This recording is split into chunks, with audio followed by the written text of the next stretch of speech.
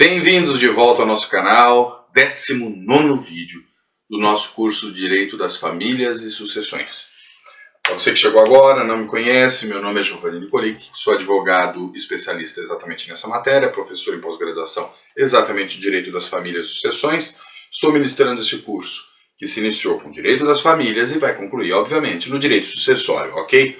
Então, eu cheguei agora, estou perdido, volta, faz todo o estudo anterior para chegar aqui com mais estofo, com mais bagagem, para a compreensão desse difícil, delicado, complicado, mas magnífico direito sucessório.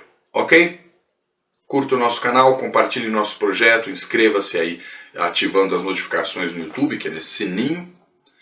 E agora, sem mais delongas, vamos hoje, neste vídeo, no dia de hoje, estudar dois títulos, tá bom? Da herança jacente e depois da petição de herança, seja ele o capítulo 6 e o capítulo 7 desse nosso título aqui no Código Civil, iniciando pelo artigo 1819. Então, inicialmente, vamos tratar aqui a diferenciação entre a herança jacente e a herança vacante, tá? Ela vai se tornar vacante, tá? Ela vai se tornar sem herdeiros, ficando para o município, Distrito Federal ou ainda para a União, tá? Mas ela vai se tornar vacante. Este processo até se tornar vacante é o que a gente chama de herança jacente. Ela está se tornando vacante, tá? Ela está concluindo os procedimentos e os processos legais para se tornar vacante. Este é o pensamento, ok? Daqui para frente, vamos para as leituras. Temos aqui questões muito simples, vamos explicando artigo a artigo e depois já partimos aqui para a petição de herança. Vamos lá. 1819. Falecendo alguém sem deixar testamento nem herdeiro legítimo notoriamente reconhecido, ou melhor, conhecido, os bens da herança, depois de arrecadados, ficarão sob a guarda e administração de um curador até a sua entrega ao sucessor devidamente habilitado ou a declaração de sua vacância.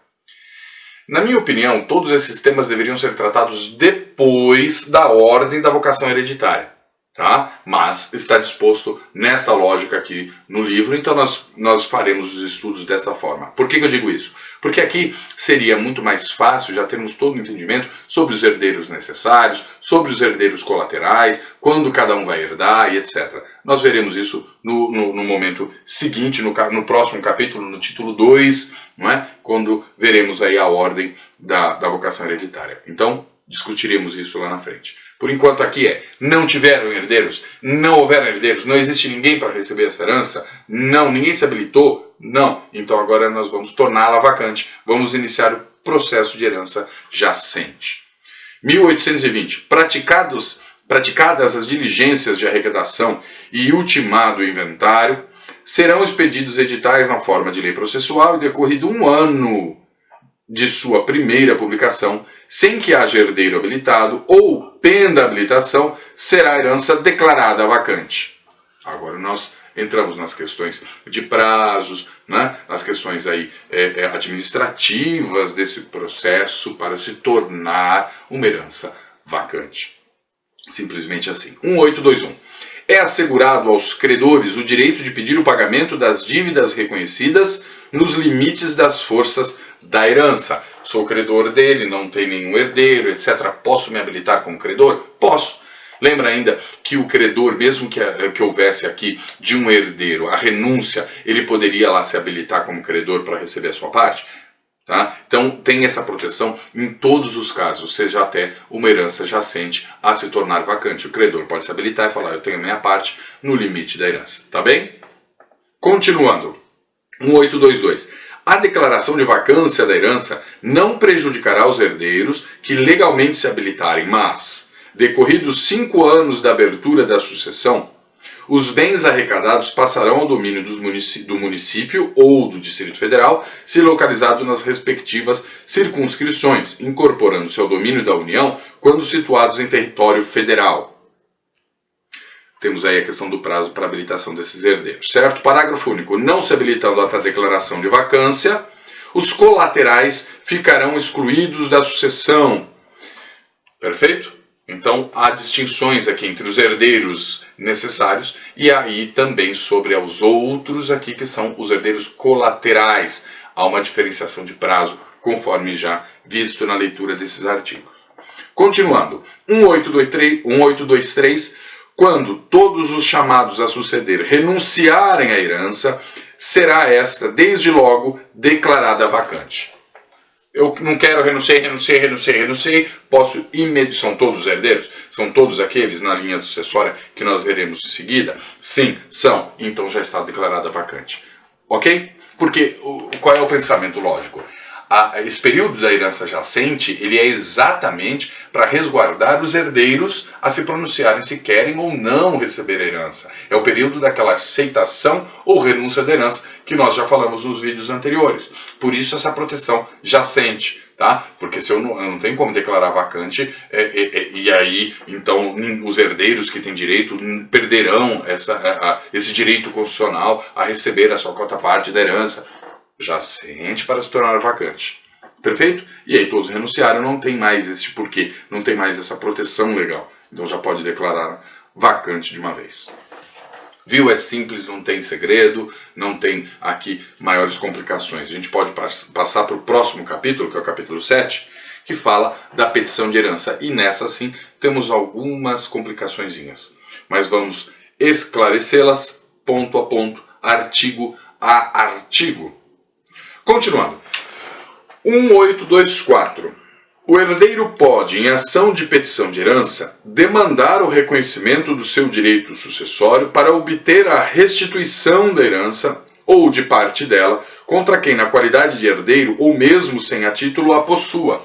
Então, alguém está com aquela herança. Vamos pegar um exemplo aqui. Morro eu, e aí todo mundo acha que eu não tenho filhos, ninguém está sabendo, eu tenho um filho lá, não sei onde, tá bom?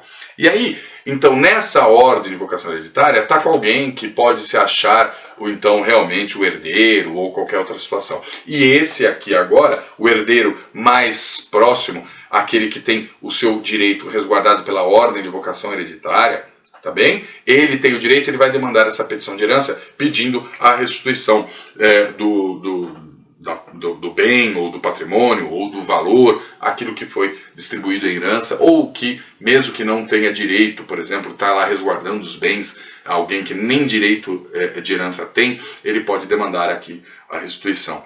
Tá bem? Vamos lá, 1825. A ação de petição de herança, ainda que exercida por um só dos herdeiros, poderá compreender todos os bens hereditários. Aqui nós vamos falar sobre uma situação muito interessante e perigosa, que é o direito que nós temos aqui a demandar sobre a nossa cota parte da herança como herdeiro legítimo ou testamentário. Tá bem? Tenho 2 filhos e eu deixei a herança, um filho só entrou com essa petição de herança, e aí ele só ficou com a cota parte toda, e etc. E ele sabia do outro filho, ele está de má fé. Existe uma diferença muito grande aqui entre o possuidor de boa fé e o possuidor de má fé. Os outros artigos aqui, inclusive, citarão essa situação. Há uma grande diferença, porque o possuidor de boa fé, aquele que não sabia que existia outro filho, ele recolheu durante o período aqui, ele recolheu frutos, ele tinha aqui valores de investimentos, ele tinha desses bens aqui, locações onde ele recebia aluguéis, e de repente aparece o outro filho, ok? E ele vai demandar nessa petição de herança, vai demandar a sua cota parte, a restituição e etc. Se era possuidor de boa fé, ele não vai restituir esses lucros recebidos, esses frutos percebidos. Também ele não sabia disso. Claro que ele só é possuidor de boa fé até a citação. Tem aqui um parágrafo único de um artigo específico que vai demandar esse assunto. Tá? Mas ele é possuidor de boa fé até ser citado de que existia um outro filho. A partir daqui ele já sabe. Então, daqui para frente, qualquer situação ocasionada será agora de má fé e não boa fé. Tá certo? Dito isso, vamos continuar a leitura dos artigos e as explicações vão se encaixando. Ora, 1826. O possuidor da herança está obrigado à restituição dos bens do acervo, fixando-lhe a responsabilidade segundo a sua posse, observando o dispositivo nos artigos 1214 a 1222. De novo, a mesma situação de boa fé e má fé. E aí agora nesse parágrafo único nós vamos complementar. A partir dessa citação, a responsabilidade do possuidor se há de aferir pelas regras concernentes à posse de má-fé e à mora, que foi o que a gente explicou. Bem, aqui vale uma explicação, porque nós já trouxemos a explicação sobre o possuidor de boa-fé. Agora, uma explicação plausível aqui ao possuidor de má-fé sobre uma outra vertente, inclusive. Olha, eu estou de má-fé, eu sei que existe um outro herdeiro, só que eu fui lá e me habilitei no processo para receber toda a cota-parte e não informei. Eu não informei, eu estou de má fé. Então, conforme dito, eu já vou aqui ficar responsável por todos os danos anteriores, certo? Por ressarcir esses frutos percebidos, por todas essas situações. O que é que deve ser feito? Há um pedido de reserva legal que deve ser feito. Então, tenho a minha cota à parte, eu já informo, tem um outro herdeiro. E esse herdeiro, que embora não tenha se habilitado, então ele tem a sua reserva legal. Porque eu posso aceitar ou renunciar por ele? Obviamente que não, nós já falamos sobre isso, temos aí os estudos já específicos nos vídeos anteriores, principalmente na temática de aceitação e renúncia da herança. Então eu não posso fazer isso, mas eu posso pedir aí uma reserva legal de sua cota à parte nessa herança, para que ele, no seu momento específico, ele, na sua vontade específica, aceite ou renuncie àquela cota à parte da herança. Tá certo? Essa forma é a forma correta, demonstrando aí a boa-fé, não só processual, para a realização do feito. Maravilha? Seguindo, 1827. O herdeiro pode demandar os bens da herança, mesmo em possuidor de terceiros, sem prejuízo da responsabilidade do possuidor originário pelo valor dos bens alienados. Vamos continuar, parágrafo único.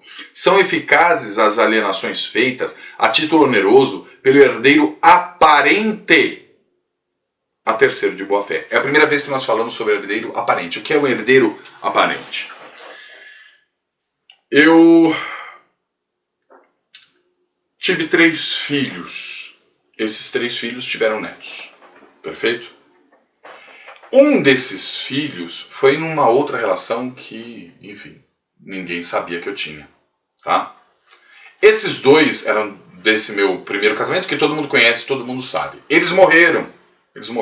Os filhos deles estão herdando aqui por direito de representação agora, certo? Perfeito. Só que na questão fática, quem ficou com os bens, quem herdou esses bens, quem estava na posse deles, ok? São esses netos. Esses netos estão, então, aqui entendendo que não existe um outro filho, não estou sabendo que existe esse outro filho nesse exemplo, ok? E esses 2 morreram, eles estão agora como herdeiros aqui de todo esse patrimônio, tá? Eles estão possuindo, já se declararam herdeiros, já receberam suas cotas partes, etc. Esses, então, por todos, sem erro, sem vício, sem dolo, sem nada, são realmente os herdeiros a receberem toda essa minha herança que deixei enquanto autor de herança. Então, eles, faticamente, aqui neste caso, são os herdeiros. Perfeito. Um dia este aparece e vem reivindicar. Só que eles já venderam a terceiros e tal. Ele vem reivindicar. Ele é o real herdeiro, porque nessa linha sucessória, ele é o primeiro herdeiro, ele é o filho, ok? Então ele teria a cota parte dele que fosse, tá? Porque os outros até receberiam por direito de representação, não é isso? Tá? Que seja ainda num exemplo em que nem seriam os netos, seriam aqui os pais, os avós, tá bem? Não estão sabendo do filho. Então, nessa ordem, ficaria tudo para o filho. Então, ficaria melhor exemplo. Este filho, por exemplo, ele vai pedir aqui a restituição dos bens, só que os pais, aqui os avós, eles já fizeram o quê? Já alienaram os bens, já transferiram os bens. O terceiro possuidor de boa-fé está aqui. Então, o herdeiro aparente são estes aqui, que aparenta realmente ser herdeiro. Ele aparenta ser herdeiro para todos, não só pela questão legal, mas para todos os contextos, tá bem? Então é disso que nós estamos falando. Olha, são eficazes as alienações feitas a título oneroso pelo herdeiro aparente a terceiro de boa-fé. Depois nós vamos retornar num contexto que já falamos, que cabe aqui perdas e danos a estes, que não eram os verdadeiros herdeiros. Agora, o terceiro possuidor de boa-fé aqui não tem nenhuma complicação nisso. Tá tudo bem, tá bom? 1828. O herdeiro aparente que de boa-fé houver pago um legado não está obrigado a prestar o equivalente ao verdadeiro sucessor, Ressalvado a esse o direito de proceder contra quem o recebeu. A mesma situação da gente recorrer à história de perdas e danos a quem não era o verdadeiro legatário, a quem não era o verdadeiro herdeiro, a qualquer situação nesse sentido. Ficou claro aqui? O herdeiro aparente não está de má fé. Ele está de total boa fé. Ok? E se ele alienou, se ele fez qualquer outra coisa aqui a terceiro, então aqui isso é válido, não tem como trazer prejuízo para esse terceiro de boa fé. Não teve nenhuma culpa, não teve nenhuma má fé. Agora, tem um caso específico que vale a pena trazer, quando essa cessão, essa alienação, ela não é onerosa, ela é gratuita. Eu doei este bem, aí sim, ok, isso retroage aqui. Tá bem? Então aí agora eu tomo esse bem de volta, porque eu não tive aqui como terceiro possuidor de boa fé um gasto, eu não tive aqui um prejuízo, eu não tenho aqui prejuízo que vai ser causado se tornando essa questão aqui nula. Não vai trazer prejuízo nenhum para ele. Ele só ficou possuidor deste bem enquanto estava tudo certo. Apareceu o herdeiro agora realmente na linha da vocação hereditária, o primeiro a receber, ele vai ter a restituição deste bem. Ok? Tudo bem? Teve dúvidas? Questionamentos? Ficou complicado? Manda uma mensagem aí no próprio vídeo, tá? Manda por e-mail. Tem sempre as informações no finalzinho dos nossos vídeos. Quero agradecer então a presença de vocês mais uma vez, a audiência, estarem aí nos acompanhando nesse projeto de estudo dos direitos das famílias e sucessões. Um grande abraço a todos. E até o próximo vídeo.